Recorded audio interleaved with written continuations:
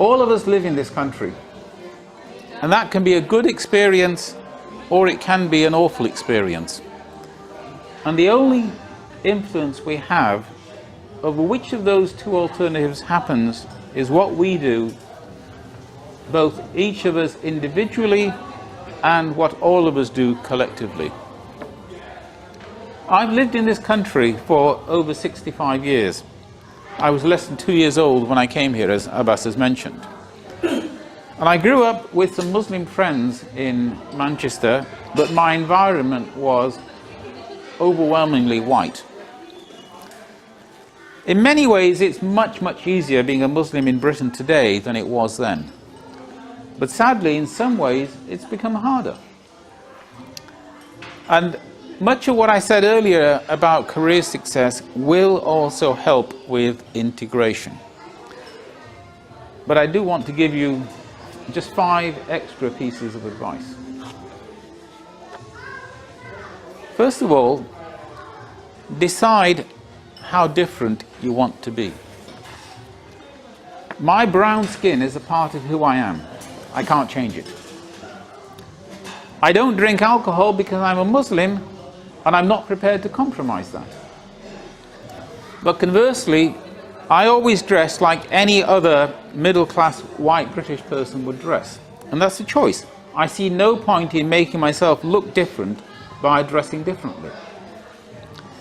Only you can decide which differences are fundamental and non-negotiable and which differences you will eliminate. Secondly, learn to talk about Islam. You are an ambassador for Islam, and that applies whether you like it or not.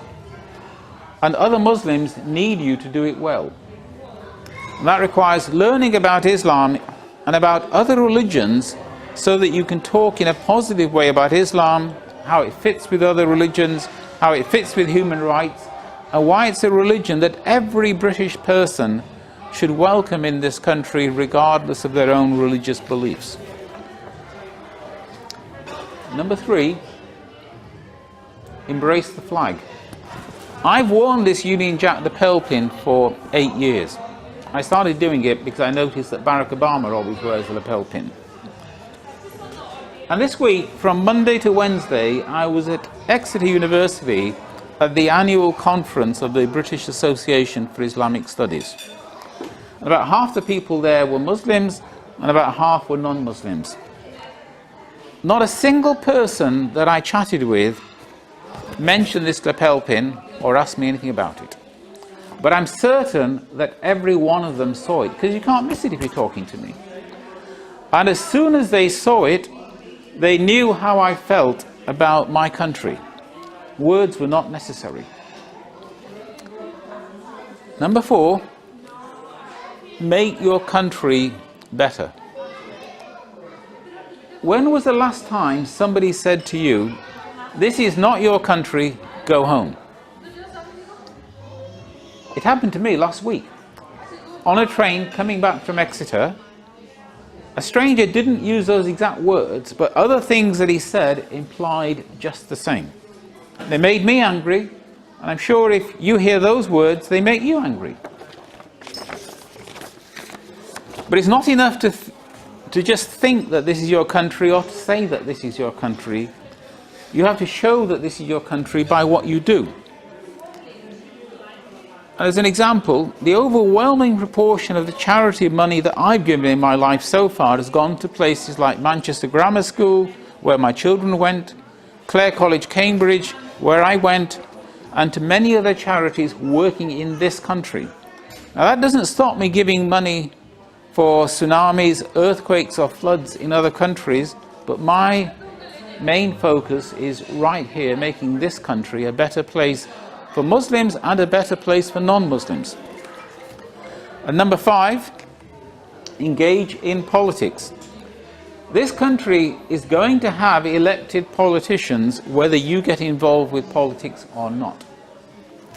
The only difference is that if you don't get involved with politics, you have no say over who those elected politicians are. The first step of political engagement is simply to vote in every election. But beyond that, give some money to the party that you most support. You'll never find a party you agree with 100%, but there's always some parties you like more than others. And if you join a political party, you'll have some kind of voice inside it, no matter how small that is. And most importantly, remember that politics is not just about Muslims or foreign policy about one or two overseas places. There are many things that you and I should be as concerned about as everybody else in the country is concerned. Health, education, crime, the economy, taxation, and so on. And your views on those issues should determine which political party you support. There are only a tiny handful of issues that I regard as genuine Muslim issues. Freedom to practice halal slaughter, freedom to wear clothing for religious reasons, freedom to practice and teach religion. But all the major parties are agreed on these issues. They're not a reason for choosing one party against another. I expect to spend the rest of my life in this country. Most of our children will spend all their lives here. And what kind of country it is depends upon what every one of us does. Thank you.